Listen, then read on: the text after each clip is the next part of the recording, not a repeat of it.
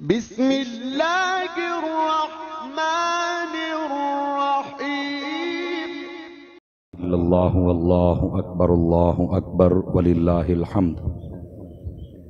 अल्लाहु अकबर ला इलाहा इल्लल्लाहु अल्लाहु अकबर वलिल्लाहिल हम्द।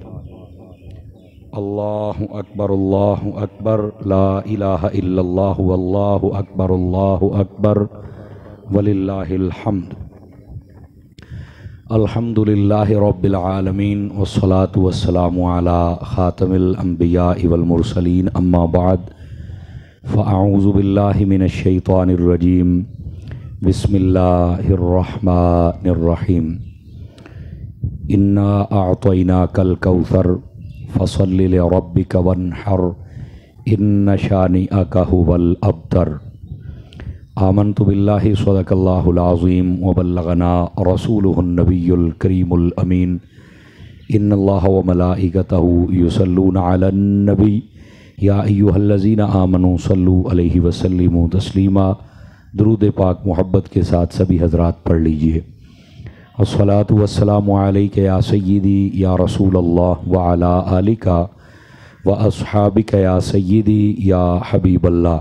अस्सलातु वस्सलामु अलैका या सय्यिदी या रहमतल लिल आलमीन व अला आलिका व अस्हाबिका या सय्यिदी या ख़ातमन नबिय्यीन। इंतहाई मोहतरम व मुकर्रम बुज़ुर्गों, नौजवान दोस्तों, अज़ीज़ बच्चों, अल्लाह रब्बुल इज़्ज़त की फ़ज़ल व तौफ़ीक़ से हम सब ईदुल अज़हा शरीफ अदा करने की नीयत से मरकज़ी ईदगाह में हाज़िर हैं। अल्लाह रब्बुल इज़्ज़त की पाक बारगाह में दुआ है खालिक़ कायनात जल्ल जलालुहु हम सब का हाज़िर होना अपनी बारगाह अक़दस व अनवर में क़बूल व मंजूर फरमाए। हुज़ूर सरवर आलम नूर मुजस्सम रसूल मुकर्रम सल्लल्लाहु अलैहि व आलिहि व अस्हाबिहि व बारक वसल्लम आपका फ़रमाने अक़दस है, जो बंदा मेरी ज़ात पर जितना ज़्यादा दुरूद पाक पढ़ेगा कल बरूज़ क़यामत वो बंदा उतनी जल्दी हर किस्म की घबराहट और वहशत से नजात पा जाएगा। इस वास्ते कसरत, मोहब्बत और शौक़ के साथ दुरूद पाक पढ़ा करें। अल्लाह रब्बुल इज़्ज़त हम सब को अमल की तौफ़ीक अता फ़रमाए। दोस्तानी अज़ीज़, सूरतुल कौसर शरीफ की मैंने तिलावत की है। मुख्तसरन उसका तर्जमा व तशरीह आपके सामने अर्ज़ करता हूँ। अल्लाह रब्बुल इज़्ज़त ने महबूब मुकर्रम सल्लल्लाहु अलैहि व आलिहि वसल्लम आपसे फ़रमाया, इन्ना आतैनाकल कौसर, ए महबूब हमने आपको कौसर अता किया है। ये जो लफ्ज़ कौसर है इसके उलमा ने 40 के करीब मानी बयान फरमाए हैं। इस कौसर में नबी पाक अलैहिस्सलाम की नबूवत भी है, आपके मोजज़ात भी हैं, नबी पाक अलैहिस्सलाम के सहाबा भी हैं, अहले बैत भी हैं, आका करीम सल्लल्लाहु अलैहि वसल्लम पर उतरने वाला कुरान मजीद भी है। और इस कौसर से मुराद नबी पाक सल्लल्लाहु अलैहि वसल्लम की औलाद पाक भी है। और ये माना सबसे ज़्यादा बयान किया गया, एक हौज़े कौसर वाला और एक हुजूर की औलाद वाला। इसकी वजह क्या थी? इसकी वजह ये थी कि नबी पाक अलैहिस्सलाम के जो बेटे थे, 3 बेटे अल्लाह ने आपको अता फरमाए, छोटी उम्र में फौत हो जाते थे, वो बालिग नहीं हुए तीनों के तीनों। आपकी 4 बेटियां थी, वो बड़ी हुई, बालिग हुई, शादियां भी हुई उनकी। और आका करीम सल्लल्लाहु अलैहि वसल्लम की 3 बेटियां पहले ही पर्दा फरमा गईं। उनकी औलाद सिलसिला ज़्यादा देर तक आगे नहीं चल सका, चूँकि अल्लाह को मंजूर था कि नबी पाक सल्लल्लाहु अलैहि वसल्लम की जो औलाद पाक का सिलसिला है वो हज़रत सैयदा खातून जन्नत रज़ियल्लाहु ताला अन्हा आपकी नस्ल पाक से क़यामत तक जारी होना था। ये अल्लाह की रज़ा और मंजूरी थी। आका करीम अलैहिस्सलाम की एक बेटी 2 हिजरी में और दूसरी बेटी 8 हिजरी में और तीसरी बेटी 9 हिजरी में उन्होंने पर्दा फरमाया। और सैयदा खातून जन्नत रज़ियल्लाहु ताला अन्हा आप नबी पाक अलैहिस्सलाम के पर्दा करने के 6 माह बाद आपने भी पर्दा फरमा लिया था। लेकिन आपकी औलाद पाक बित तख़सीस, जिनका नामे नामी इसमें गिरामी सारी दुनिया जानती है, अपने हूँ पराए हूँ, सैयदना इमाम हसन मुज्तबा रदियल्लाहु अन्हु और सैयदना इमाम हुसैन रदियल्लाहु ताला अन्हु। और अगर बहनों की बात की जाए तो हज़रत सैयदा ज़ैनब रदियल्लाहु ताला अन्हा, इनका नाम भी सूरज के तरह चमकता नज़र आता है। वैसे आपकी दो बेटियां और भी थी, हज़रत उम्मे कुलसूम भी और रुकैया भी। ये अल्लाह ने आपको औलाद अता फरमाई थी। लेकिन जो मैं बात कह रहा हूं कि जब आका करीम अलैहिस्सलाम के बेटे बालिग न हुए और वो छोटी उम्र में फौत हो जाते थे, तो काफरों ने नबी पाक अलैहिस्सलाम को ना एक ताना मारा। और ताना ये था कि आपकी औलाद तो है नहीं। वो आपस में ना एक दूसरे के साथ मजाक, मस्खरा, मखौल और ठट्ठा करते थे कि यार ये जो मर्जी कर लेना मुसलमानों का नबी, ये ज़्यादा देर तक इसका काम चलेगा नहीं। तो कहा कैसे? तो कहने लगे जब बेटा ही नहीं है तो ये नस्ल दर नस्ल आगे काम चल ही नहीं सकता। हालांकि उन्हें ये नहीं पता था कि ये जो नबूवत होती है ये नस्ल दर नस्ल नहीं चलती है। ये नबूवत हो या विलायत हो, ये नस्ल दर नस्ल नहीं चलती। ये अल्लाह जिसको चाहे अता फरमा देता है। और नबूवत का सिलसिला तो हुजूर पर ख़त्म कर दिया था। इसीलिए आपके बेटे जवान नहीं हुए थे कि अगर जवान होते और उनको नबूवत न मिलती तो ये हुजूर की शान में एक कमी और नक्स था कि पहले नबियों के बेटे जब बड़े होते तो अल्लाह उनको नबूवत अता करता था। अगर हुजूर के बेटे बड़े होते और नबी ना बनते तो ये शान में कमी थी कि पहले नबियों को ये एजाज मिल गया तो मेरे हबीब को नहीं मिला। तो अल्लाह ने फिर छोटी उम्र में ही हुजूर के बेटों को अपने पास बुला लिया ताकि ना वो बड़े हों और ना ये नबूवत वाला कोई ताना मारे।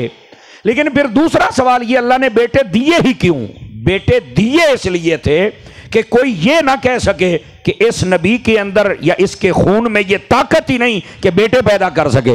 बेटे भी दिए ताकि कोई जबान ना खोल सके कि देखो ताकत है, लेकिन बुला लिए कि नबूवत का ताज बस मुस्तफा के लिए है, अब इनके बाद कोई नबी आ ही नहीं सकता।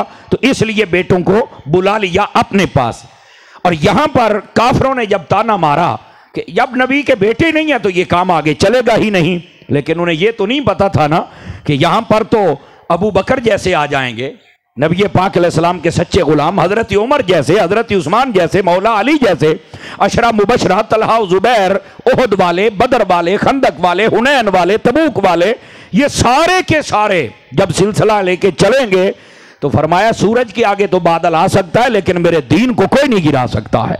समझ आ रही है? और यही बात है, ये आज से 4 साल पहले की रिपोर्ट आपको दे रहा हूं। ये इसराइल के अंदर सारे यहूदी मिलकर इकट्ठे होकर बैठे तो उन्होंने कहा कि हम पूरी दुनिया में फितना फसाद करते हैं, लेकिन हमें अफसोस इस बात का है कि हम अपनी किताबें नहीं बचा सके जो हमारे नबियों को अल्लाह ने दी थी। मुसलमानों में हमने बड़े तफरके डाले हैं, एक दूसरे को साथ हम लड़ाते हैं, बंदे खरीदते हैं, वो उसके खिलाफ, उसके खिलाफ। इसमें बड़े बड़े लोग बस औकात मौलवी होते हैं, बस औकात पीर होते हैं, बस औकात सियासतदान होते हैं, बस औकात इलाके के लफंगे होते हैं। तो उनको आपस में ये काम दिया जाता है कि ये काम करो, ये लड़ाई शुरू हो जाती है और बदअमनी फैल जाती है। उन्होंने कहा ये सब कुछ हमने कर लिया लेकिन हम अपनी किताब नहीं बचा सके। वजह क्या है? तो उनका जो सबसे बड़ा पॉप था ना, पॉप, उसने पता क्या कहा था? उसने कहा अगर सच्ची बताऊं तो फिर गुस्सा ना करना, अल्लाह ने हमारे नबियों को हर शय दी थी पर कोई अबू बकर उमर जैसा गुलाम नहीं था इनके पास। आज जो मुसलमानों की किताब बची हुई है, आप इसकी हिस्ट्री पढ़ के देख लें, अल्लाह का वादा तो है ही है, लेकिन दयानत और सदाकत सहाबा की ऐसी थी कि उन्होंने कुरान को बचा के दिखाया। और फिर जो नबी की अहले बैत है उन्होंने नेज़े पे चढ़ के बता दिया कि कुरान पढ़ा ऐसे जाता है। उन्होंने बचा के दिखाया और इन्होंने पढ़ के दिखाया। तो कहा कि असल बात यह है और यह सिलसिला क़यामत तक चलता रहेगा। तो ये ताना था जिसके जवाब में मेरे रब ने फरमाया इन्ना आतैना कल कौसर, ए महबूब क्या हमने आपको खैर कसीर नहीं अता कर दिया? अब इसका क्या मतलब है? अगर इसका माना औलाद लिया जाए तो फरमाया हबीब ये तो तुम्हें ताना दे रहे हैं ना कि तेरी औलाद नहीं और सिलसिला नहीं चलेगा, लेकिन हकीकत यह है कि हम आपको ऐसी औलाद अता करेंगे क़यामत की सुबह तक ये चलती रहेगी। और याद रख लें ये जो सैयदा खातून जन्नत रज़ियल्लाहु ताला अन्हा आपकी नस्ल पाक में से आने वाली औलाद है, ये क़यामत की सुबह तक ये बरकरार रहेगी, ये याद रख लेना। पूरी दुनिया के खित्ते खित्ते में आपको सैयदजादे नजर आएंगे जो सैयुल अकायद, सैयुल अमाल, सैयुल अफ़ाल होंगे और वो लोगों की तरबियत भी करेंगे, लोगों को जोड़ के रखेंगे और आका करीम अलैहिस्सलाम के दीन पर खुद भी अमल करेंगे और दूसरों को भी करवाएंगे। तो ये जवाब देना था अल्लाह रब्बुल इज्जत ने इस वास्ते फरमाया। लेकिन अगर हौज़े कौसर भी मुराद हो फिर भी ठीक है। सियाबा अहले बैत ये जितने इसके 40 के करीब मानी उलमा ने बयान फरमाया, लेकिन उनमें से एक यहां बताना मकसूद था और इसलिए अल्लाह ने फरमाया हमने आपको खैर कसीर अता फरमाया है। अब दूसरी बात समात कीजिए, जब ये बता दिया ना और काफरों के सवाल का जवाब दे दिया तो फरमाया फसल्लि लिरब्बिका वन्हर, ए महबूब आप रब की नमाज भी पढ़ा करें और अल्लाह की रजा के लिए कुर्बानी भी फरमाया करें। अब ये नमाज और कुर्बानी दो चीजें, ये हमारे लिए इशारा है कि जब अल्लाह ताला हमें कोई नेमत व दौलत अता करे तो फिर हमें भी चाहिए कि हम बतौर शुक्राना अपने रब की बारगाह में झुके, सजदा करें, नवाफिल पढ़ें। फराइज की पाबंदी तो है ही है और इसके साथ साथ हम नवाफिल पढ़ के शुक्र भी अदा करें और साथ ही साथ हम अपनी कुर्बानी भी दें। अच्छा, कुर्बानी देने के लिए कैसे कुर्बानी दी जा सकती है? एक तो ये मौका है ईद का कि आप जानवर खरीदें खूबसूरत, अच्छा, प्यारा, और उसको अल्लाह के नाम पे शरई तकाज़ों के मुताबिक आप ज़िबा फरमा दें, बिल्कुल ठीक है। लेकिन कुर्बानी सिर्फ ये नहीं होती, हमें आजकल सिर्फ यही कुर्बानी याद है, ये तो वाजिब है, ये तो करनी है। लेकिन सूफिया कहते हैं कि जिस दिन आप कुर्बानी करें ना, अगर ये जुमला समझ आए तो गौर जरूर कीजिएगा। सूफिया कहते हैं जिस दिन कुर्बानी करनी हो ना, तो जब बकरे पर छुरी चल रही हो तो सिर्फ बकरे पर ना चले, तुम्हारी अना, तुम्हारी जिद, तुम्हारे नफ्स और तुम्हारे तकब्बुर, तुम्हारे गुरूर और तुम्हारी बड़ाई पर भी छुरी फिर जाए, यह भी ज़िबा हो जाए तो फिर क्या ही कहने हैं। लेकिन बकरे पर तो हमारी छुरी चल जाती है, बैल पर चल जाती है, ऊंट पर चल जाती है, लेकिन हमारा अना, गुरूर, तकब्बुर, ये जो हमारा नफ्स है, इस पर छुरी नहीं चलती। जब इस पर छुरी चल जाएगी तो फिर मजा ही आ जाएगा। हम इधर तो छुरियां चला लेते हैं, फिर बाबा बुल्ले शाह साहब भी कहते हैं ना, वो आज भी कीती जाते हो ते लहू भी पीती जाते हो, हैं खा के माल यतीमा दा ते भज मसीती जाते हो, मैनू भी दसो ये की कीती जाते हो। नहीं तवज्जो फरमाई आप हजरात ने, तो फिर बाबा बुल्ले शाह को भी बोलना पड़ गया ना भी सारा कोई की ड्रामा शुरू किया जाए। तो अर्ज करने का मकसद यह है कि ये जिस दिन जानवर ज़िबा किया जाए, छुरी उस पर चले तो आकाश के हमारे नफ्स पर भी चल जाए। हमारी अना, गुरूर, तकब्बुर, लड़ाइयां, झगड़े अंदर, मैं इसको आसान कर दूं, नाराज ना होइएगा, ये जो हमने अंदर अपने रिछ और कुत्ते पाले हुए हैं ना, इन रिछ और कुत्ते को निकाल कर भी छुरी करके ज़िबा कर दिया जाए तो फिर फायदा होगा। हम तो ईद वाले दिन बस औकात अपने सगे भाई को मिलने के लिए नहीं जाते, और अगर वो हिम्मत करे तो बस औकात धुतकार दिया, और जा तू मेरे वास्ते मर गया, मैं तेरे वास्ते मर गया। कहां हम बैठे हुए हैं? हमें यही सबक देने के लिए यह कुर्बानी का एक सबक दिया गया है। आपको मालूम है हजरत सैयदना इब्राहीम अला नबीना अलैहिस्सलाम, आपने ख्वाब भी तो देखा था। आप फरमाती इन्नी अरा फिल मनाम अन्नी अज़बाहुक, फरमाया बेटे मैंने ख्वाब देखा है कि मैं तुझे ज़िबा कर रहा हूं। तो बेटे ने आगे से यह नहीं जवाब दिया, अब्बा जी ख्वाबों पर भी भला अमल होता है और फिर बेटे भी भला ज़िबा किए जाते हैं। बेटे ने यह नहीं कहा है, बेटे ने कहा फंजुर माज़ा तरा, समझ आई? फरमाया जो आपने देखा है बिल्कुल आपने सही देखा होगा, फफाल, अगर आपका जी चाहता है तो आप इस पे अमल फरमाए, इंशाअल्लाह मिनस साबिरीन, आप मुझे सब्र करने वालों में से पाएंगे। और फिर हुआ क्या था, जब बाप भी चल पड़ा, बेटा भी चल पड़ा, शैतान ने 3 मरतबा रास्ते में आकर रोकने की कोशिश की। समझ आ रही है मेरी बात की? तो जब इतनी बुजुर्ग हस्तियों के पीछे वो शैतान पड़ सकता है तो हम तो किसी बात की मूली ही नहीं है बाबा। तो फिर हमें भी चाहिए कि इखलास से काम लिया करें, अल्लाह की रजा से काम लिया करें। अब हुआ क्या, जब वो हजरत इस्माइल के पास आया कि तेरा बाप ज़िबा करने के लिए जा रहा है, तो फरमाया बाप भी भला ज़िबा करता है? लाजवाब कर दिया तीनों मरने नहीं पूछे। फरमाया मैं क्या पूछा, अब मैंने भी पूछीदा है। अब जितने नौजवान बैठे हो जरा बताओ ना, आजकल ये पता हमारे कुर्बानी का सबक क्यों है? इसमें इसलिए भी है, आप जितने हजरात जिस मुआशरे में मैं और आप बैठे हैं, हम सबसे ज्यादा अपने मां की बात को मानते हैं। मां जी हमें कोई भी बात कर रहा है, अच्छा जी अम्मा जी तू तो कह चढ़िया, लो जी हो गया जी। लेकिन जब अब्बा जी बात करे तो बसा औकात हम आगे से ना दलीलें देना शुरू कर देते हैं। परसों भी एक जगह मुझे जाने का इत्तेफाक हुआ, तो वो ना बाप और बेटे का कोई मसला था और थे भी दोस्त। बसा औकात बंदा ना फस मुसीबत नूं जांदा है। वो जे मैं प्यो वाली गल करा तो छोर आके तू हुण प्यो मेरे अब्बे की साइड पे लेना है, तो जे मैं छोर वाली गल करा तो अब्बा आके हुण तू एदी पिया साइड लेना है। मैं क्या तू सिद्धू आई बलडोजर ते बह के मैनू चला ताड़ो, आपने तवज्जो नहीं फरमाई। तो बसा औकात जहां दोस्ती प्यार होता है ना, वहां पे फैसला भी मुश्किल हो जाता है। तो मैं वहां पर जो बात मुझे सीखने को मिली वो ये थी कि वो जो बुजुर्ग थे ना, वो कहते मैं थोड़े वास्ते है ना कुछ बनाया है। तो बच्चा पहले चुप करके बैठा रहा, मेरा भी कुछ शर्म या कर रहा सी, तो यकदम कहने लगा वो सारियां दे अब्बे करते ने, अब्बा जी तू को नवा तो नहीं कर छड़िया। तो फिर मैंने उसे समझाया, मैंने कहा बेटा आपको ये भी नहीं कहना चाहिए था क्योंकि ये तुम्हारा बाप है। लेकिन वो पंजाबी जो होगा वो खलोंदा ही ना। फिर मैंने उनको समझाया मसला क्या था। वो जो बच्चा था वो अल्लाह की राह में जरा ज्यादा खर्च करता था, मस्जिद बनाता, मदरसा गरीबों को देता है। वो आधा तू सारा लोड़ी जानना है। और फिर मैंने वहां पर उसने कहा जी ये बात है, अगर मैं रोड़ रहा तो मैनू दसो, तो जे मैं बना रहा तो मैनू फिर भी दसो।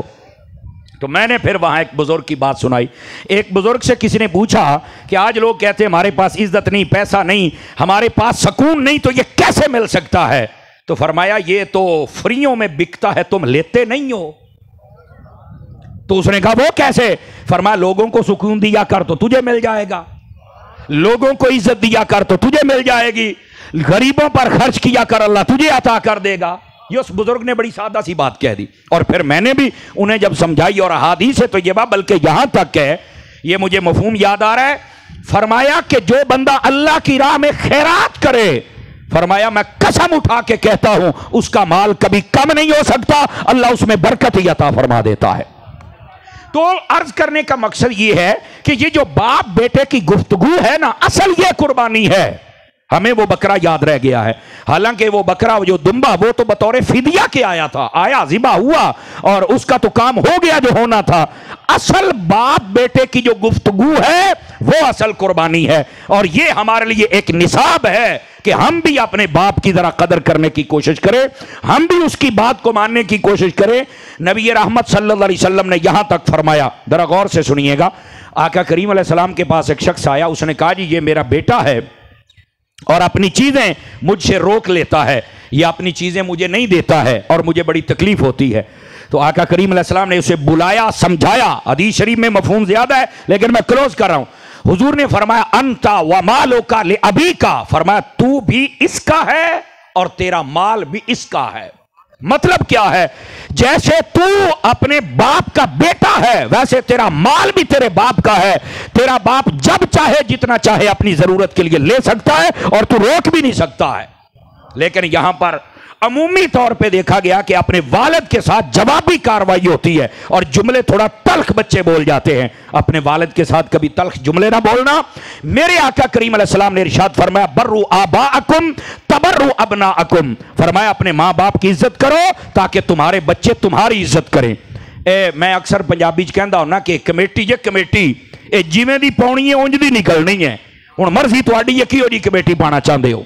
तो अपने वालिदैन के साथ हुस्ने सलूक वाला मुआमला फरमाएं।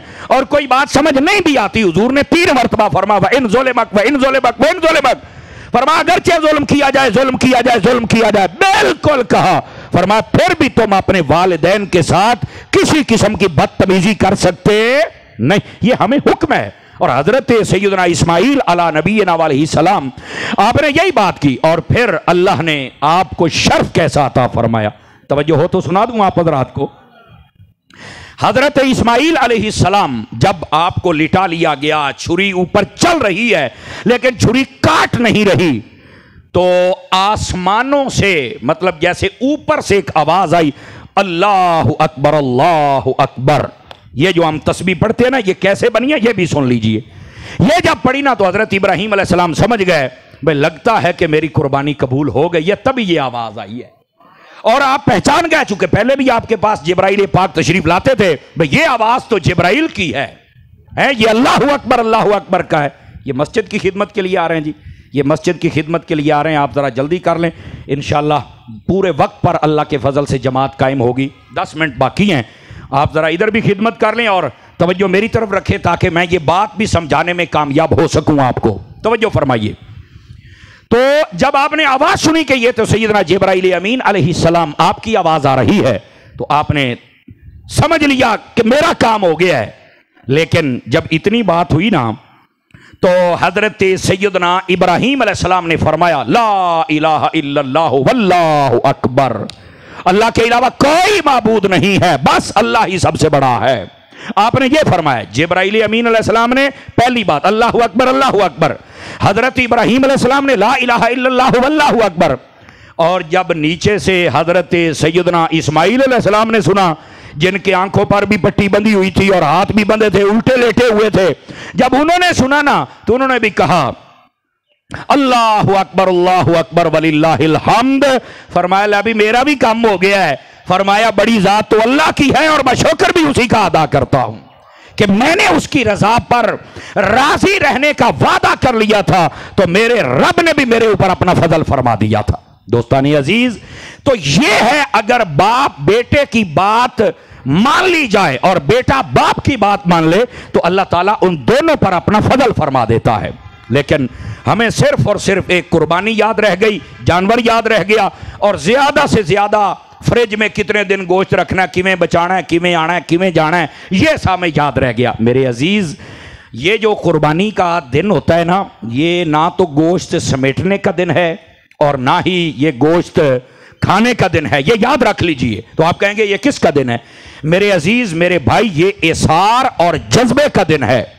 इसी दिन तो हमने अपनी कुर्बानियां वो अल्लाह की राह में पेश करके गोश्त को तकसीम करना है। आप जितने हजरात तशरीफ फरमा हैं मेरे अजीज, मेरे भाई, मेरे बुजुर्ग, मैं आपकी खिदमत में गुजारिश करता हूं मेरे अजीज, अल्लाह ने जिसको कुर्बानी की तौफीक दी है और यार वो तो सारा साल गोश्त खा लेता है। जब आपका जी चाहे आप गोश्त खा सकते हैं। यार इन दिनों के अंदर तो आप ज्यादा से ज्यादा गरीबों को दिया करें। और अगर आप तवज्जो फरमाएं तो एक मसला और बता सकता हूं आपको। तवज्जो का मैंने इसलिए कहा, पहले भी आपकी तवज्जो है, लेकिन थोड़ा सा अटेंशन में, तो आप थोड़ा सा तकड़े हो जाएं। आप अगर 2-2, 3-3 बोटियां बेचते हैं 30 घरों में, तो मेरा मशवरा यह है आप मेहरबानी करके आधा किलो या किलो नहीं बेच सकते, वो एक टाइम का तो छोड़दा पक जावे। नहीं तवज्जो फरमाई हमने। हमारे यार ये रस्म तो नहीं ना पूरी करनी भाई, वो ना 3 बोटियां गलियां तो मैं 4 उधर गलियां, ये रस्म नहीं है। जिन्होंने कुर्बानी की है आप बेशक ना भेजें, और जो कुर्बानी करते हैं आप दिल बड़ा रखा करें। अगर आपको कहीं से गोश्त नहीं आ रहा तो आपके पास तो है। औखी गाल आ गई ये थोड़ी जी, लेकिन हमें चूंकि उम्मीद होती है कि मैं 4 बोटियां गलियां तो मैं देर 5 आउंदियां कि नहीं आउंदियां। नहीं मेरे अजीज, आपको बिल्कुल तलब नहीं रखनी चाहिए। आप जितने गोराबा हैं पहले से हिसाब लगा लिया करें कि यार मैं 20 घरों देना या 10 घरों देना, लेकिन देना इतना एक टाइम का तो सोर नाल खा लेना। तो आप ये अंदाज अपनाया करें, क्योंकि ये खाने खिलाने और दावतें उड़ाने का तो ये मौका ही नहीं है। और वैसे भी जो अल्लाह की राह में तकसीम कारी करता ये हो ही नहीं सकता, वो ज्यादा खा ना सके। और मैं आपको एक मेडिकली तहकीक भी बता दूं ताकि आपको समझ आ जाए कि हमने गोश्त खाना कितना होता है। मेडिकल रिपोर्ट तहकीक के मुताबिक मैं आपको बता रहा हूं, ये न्यू एंड ताजा तरीन बात है। वो कहते हैं कि हफ्ते के अंदर 500 ग्राम बंदे को गोश्त खाना चाहिए। 500 ग्राम जेड़े ताजर बैठो आधा किलो नु आ देना, बोलो तो सही ना। तो आधा किलो एक हफ्ते में खाना है, लेकिन हम तो माशाल्लाह 1.25 किलो हिक्को बारी खा जाने हैं। थोड़ी सी मुश्किल बात कह गया हूं, मेरा ख्याल है आपकी मुस्कुराहट ने बता दिया भी, समझ तुम सारे ही गए हो। ये जदीद तहकीक बता रहा हूं। और पर डे हमें कितना खाना चाहिए ये भी समात फरमा लें। 70 ग्राम, सिर्फ 70 ग्राम हमें पर डे खाना चाहिए। अगर ये बात है महसूस ना कि ईद का दिन है, मैं किसी का दिल नहीं तोड़ जाता। अगर तो इंसान है ना, तो इंसान के लिए ये खुराक है। थोड़ी ये उखेरड़ी गाल हो गई है मेरा ख्याल है। लेकिन हम ओए हाय हाय हाय बसा औकात तो हम देजके में पूरा पकने भी नहीं देते। वो देगड़े वाला काम 1.5 नू करना पाउंदा है, तो ये मैदे को डबल जोर लगाना पड़ता है। और फिर हम अपना बेड़ा गर्क कर लेते हैं बोतल पी पी के। ओ नहीं गड़िया थे ही सही, ओ मैं क्या कल गोश्त नहीं गालना, तेरी और भी कचा गाल छड़ेगा। मैं तादी से नेमत के लिए बता रहा हूं, अगर आप भी अमल करना चाहें तो बिल्कुल कर लें। तकरीबन 7-8 माह हो गए मैंने बोतल छोड़ दी तो छोड़ दी, खत्म, नहीं पीनी। अल्लाह खैर चल्ला। और यकीन फरमाए मुझे बहुत फायदा हुआ, बिलखसूस मैदे के हवाले से। आप इन बातों को छोड़ दें यार। अब मेहमानों के लिए यह भी कहना छोड़ दे कि बोतल ना पीवा होते मुड़ा दिन भी सानू का दित्ती कोई नहीं, ओ नुआ भाई ना मैं पीना तो ना मैं पीवा ही ना। अगली गाल का समझ आ रही ना आप हजरात को? ये मेहमानों को बता दो भी निरा तेजाब है यार, क्या कर रहे हैं आप हजरात। दोस्तानी अजीज, अपने आप को बचाइए। हमारे जिस्म के ऊपर भी हक है। समझ आ रही है? और ये हुकूक पूरे कीजिए। तो पर डे 70 ग्राम, और ये वीकली हमने कितना खाना है? 500 ग्राम। ये इंसान की खुराक है। मठे पाए गए हो, मठे पाए गए हो, ठीक है। अच्छा, इसका ये मतलब नहीं कि आप ज्यादा खा नहीं सकते, आप खा सकते हैं, लेकिन थोड़ा सा अपने ऊपर मेहरबानी और शफकत फरमा लीजिए। और फिर ये जो कुर्बानी के जानवर हैं, आप इसमें देखें बकरी बकरा होता है, इंतहाई गजाइयत वाला गोश्त इस बकरी और बकरे का होता है, और ये सब गोश्तों से ज्यादा खून पैदा करने वाला होता है। और मैं आपको बताऊं, इस बात को समझिएगा, ये जो बकरी और बकरे का गोश्त है ना, इसका खून पैदा करने के अलावा पता क्या फायदा है? यह भी जदीद तहकीक है जो मैं आपको बता रहा हूं, ताकि थोड़ी सी इंफॉर्मेशन भी आपको हो जाए। ये जो आपने देखा होगा हमारी हड्डियां, या जब आप जानवर ज़िबा करते हैं, हड्डियां काटते हैं तो बीच में से ग्रीस टाइप ओ लेस जही निकल दी है, ओ हड्डियां दे विचों एक कोणियां मगज, मगज मेरा ख्याल है अनुवाद मगज अंदरले पासे होता है, ये उतले पासे एक लेस टाइप चीज होती है ना जी। ये जिसके साथ हड्डियां सर्कुलेट रहती हैं और बिल्कुल ये इसका ग्रीस व निजाम होता है। बकरी और बकरे के गोश्त से ये ग्रीस पैदा होती है और इंसान का जिस्म बिल्कुल सही रहता है। अच्छा, ऊंट का गोश्त, ऊंट भी कुर्बानी में है। ऊंट का गोश्त सबसे पहले इंसान के जिस्म की नमकियात को पूरा करता है। आप खा के देख लें, ये नमकीन माइल होता है, इसका आप दूध पी लें, हल्का सा नमकीन माइल होता है, और उसके अंदर तुम्हारी तमाम तर नमकियात पूरी हो जाएंगी। डॉक्टर लिखता है कि ये जो हम कच्चा नमक खाते हैं ये हमें ब्लड प्रेशर करता है, लेकिन जो खुदाई निजाम के तहत ऊंट का गोश्त है ये हमारे जिस्म को बिल्कुल एक्यूरेट एंड फिट कर देता है। ठीक है, तो बिल्कुल ऊंट का गोश्त मुयस्सर है तो वो भी खाएं। और इसकी मैं तहकीक जब पढ़ रहा था तो मुझे ना एक हजूर की बात याद आ गई। अक्सर जंगों में नबी पाक फरमाते थे ऊंट ज़िबा करो और इनको खिला दो। तो मैं कभी कभार सोचता था ऊंट क्या ज़िबा होता, ज़हन में आता था वो बड़ा जानवर होता, चलो सारे ਨੂੰ पूरा आ जाएगा। बाद में मैंने कहा नहीं, अब मुझे समझ आई कि वजह क्या है। 15-16 साल हो गए मुझे इस फील्ड में, लेकिन बात मुझे आज समझ आई है और मैं आपको बता देता हूं वो क्या है। फरमाते हैं कि ये जो ऊंट का गोश्त है ना, ये बंदा एक मर्तबा खा ले, उसके बाद 3 टाइम का खाना न खाए तो ये बंदे को ताकत देता रहता है। तो जो नहीं फरमाई आप हजरात ने, तो आका करीम अलैहिस्सलाम इसलिए ऊंट का गोश्त खिलाते थे जंगों में, ताकत भी रहे और ज्यादा खाना भी ना पड़े और ज्यादा देर तक जिस्म एनर्जी बरकरार रहे। आप देखें ना, एक यूपीएस होता है 200 वाट दा, 500 वाट दा, तो एक मुड़ 2000 वाट दा होता है। तो जो नहीं फरमा रहे आप हजरात, तो ये जो हमारे जिस्म के अंदर एनर्जी पैदा करता है ये तो 5000 वाट का समझ लें। तो ये ऊंट का गोश्त है। इसी तरह जो दुम्बे का गोश्त है, लजीज बहुत होता है, लेकिन उसके गोश्त के अंदर अगर कोई दुम्बे का शौकीन हो तो वो मेरी बात से इत्तेफाक करेगा, उसके अंदर चर्बी बहुत ज्यादा होती है। जो ये चर्बी होती है ये इंसान के जिस्म के लिए बसा औकात नुकसानदेह होती है और उसको थोड़ा खाना चाहिए। लेकिन आप पता बाट कढ़ाई दुम्बे वाली खानी होई नहीं, तवज्जो फरमाई। अच्छा, 5-7 बाट बैठे ने सारे हाथ पैने हैं, अल्लाह करीम आपको खैर बरकत अता फरमाए। लेकिन ये जो मैं बात कर रहा हूं, अपना हक अपना, इसको भी पूरा किया करें। गाय का गोश्त ये हमारे लिए कितना मुफीद है, मैं आपको एक और बात बता देता हूं। जो लोग ये बड़ा गोश्त गाय और भैंस का नहीं खाते उनको भी अंग्रेजों ने दौड़ा के देखा और जो खाते उनको भी दौड़ा के देखा। उनकी वो स्पीड नहीं है जो कि बड़ा गोश्त खाने वालों की स्पीड है। आपने तवज्जो नहीं फरमाई मैं क्या कह रहा हूं। अब आप है तो आपके लिए एक जदीद बात, लेकिन मैं बता जरूर देता हूं इस मुख्तसर से वक्त के अंदर ताकि आपको समझ आ जाए। मेरी घड़ी के मुताबिक तकरीबन 3 मिनट बाकी हैं, जो मेरी खराब नहीं था। अच्छा, 7 होए खलोतन, चलो कोई नहीं, कोई इतना 50 जाओ, खैर है। वो गाल तो मैंने दसन दियो ना जी। आप देख लें कि ये जो इंडिया के बॉलर होते हैं, ये जो गेंद सट्टन वाले बेली होते हैं, आप उनकी रेस देख लें, उनकी इतनी रेस नहीं होती। तो साढ़े शोएब अख्तर नूं वेख लो, ये बजदा खलोंदा ही नहीं जनाब। तो ये उन्होंने तहकीक करके बताया था। मैं आपको सही कह रहा हूं, ये मैंने आपको वैसे शुगले के लिए बात नहीं बताई। वो कहते हैं वजह यह कि वो बड़ा गोश्त खाते नहीं है, इसलिए उनकी स्पीड इतनी ही रहेगी। और ये माशाल्लाह तिक्का भी तो कबाब भी तो कढ़ाई भी झाड़ जाते नहीं, तवज्जो फरमाई, तो हट के पाए तो सिरियां धक्की खलोते हर्ष है। तो इस वास्ते इनके अंदर ये ताकत एंड एनर्जी ज्यादा है। हमारे इस्लाम का हुस्न देखो यार, हर किस्म की एनर्जी इस्लाम ने हमें अता फरमाई है। तो ये चंद एक फवायद थे जो मैंने आखिर में आपकी खिदमत में अर्ज किए, ताकि हमें भी समझ आ जाए कि हमने इस्लाम के हुस्न को समझते हुए अपने हिस्से का खाना है, बाकी गुराबा में तकसीम कर दें। और सबसे बड़ा कुर्बानी का सबक क्या है? अपने माँ बाप की फर्मा बरदारी है। क्या मैं उम्मीद करूंगा कि माँ बाप की फर्मा बरदारी फरमाएंगे? और मैं अक्सर एक बतौर नसीहत बात करता हूं, ईद वाले दिन, ओए जवानों, इतना मोटरसाइकिल ना भगाया करो सलंसर निकाल के, मेहरबानी। ए तांदले शहर दे विच वेखो, ए जगह जगह जंप बनाने पे, आपको पता है एक्सीडेंट ज़्यादा हो गए थे। मेरे अजीज़, ईद वाले दिन तो कम अज़ कम सुकून से गुजारें, अपने माँ बाप को भी तंग ना करें, अपनी ईद भी ख़राब ना करें और अपने शहर वालों को भी तंग ना करें। और मेहरबानी, छोटे बच्चे, जानवर, कुछ भी हो सकता है, ये मैं हर ईद पर बतौर नसीहत कहता हूँ, मेहरबानी फरमाएंगे ज़रा नौजवान, ज़रा थोड़ा सा कूल एंड कूल। और आखिरी बात यह भी बतौर नसीहत है, ईद वाले दिन सबको मिलते हो पर मस्जिद में आके रब को क्यों नहीं मिलते हो? ये बड़ी खास बात है। सबको हम मिलने जाते हैं लेकिन इस दिन हमारे अंदर ये कमी क्यों आती है? मेहरबानी फरमाएंगे, हम नमाज भी ज़रूर पढ़ेंगे। क्या मैं उम्मीद करूं कि नमाज पढ़ने भी हम आएंगे? कोशिश करें यार, आप रब को राज़ी करें। टाइम हमारे पास बहुत थोड़ा है, थोड़े का मतलब चले जाना है, लेकिन अपने आप को संभालिए। अब आ जाइए, मैं आपको ईद का तरीका बतला देता हूँ और उसके बाद फिर इंशाल्लाह ईद की जमाअत कायम करते हैं। ये आपको मालूम है कि ईद और जुमे के अंदर जो फ़र्क होता है, जुमे में खुतबा पहले होता है और ईद में खुतबा बाद में होता है।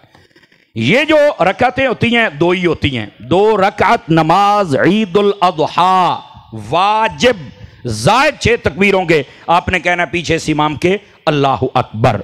समझ आ रही है आप हज़रात को? अच्छा, जब अल्लाहु अकबर कह लेना है उसके बाद फिर इमाम साहब सना पढ़ेंगे, आप भी सारे हजरात सना पढ़ेंगे। सना पढ़ने के बाद क़िराअत शुरू करने से पहले हमने फिर 3 ज़ायद तकबीरें कहनी। अल्लाहु अकबर, हाथ खोल देने हैं, फिर अल्लाहु अकबर, हाथ खोल देने हैं, फिर अल्लाहु अकबर, और फिर हमने हाथ बांध लेने। इमाम साहब क़िराअत करेंगे, क़िराअत करने के बाद रुकू होगा, सजदा होगा, फिर उठेंगे। दूसरी रकात में उठने के बाद पहले क़िराअत और रुकू में जाने से पहले फिर ज़ायद ये 3 तकबीरें हम पढ़ेंगे और उसके बाद फिर हम रुकू में जाएंगे, सजदा करेंगे, सलाम फेरेंगे और उसके बाद उठकर हम लोग सभी खुतबा सुनेंगे और खुतबा सुनने के बाद फिर दुआए खैर और फिर मुल्क को मिल्लत के लिए हम सब एक दूसरे के लिए दुआएं करते हुए फिर अपने घरों को रुखसत हो जाएंगे। ये जाते भी अल्लाहु अकबर का विर्द और आते भी अल्लाहु अकबर का विर्द शुरू रखते हैं। अब आप सफ़े दुरुस्त फरमा लीजिए ताकि हम ईद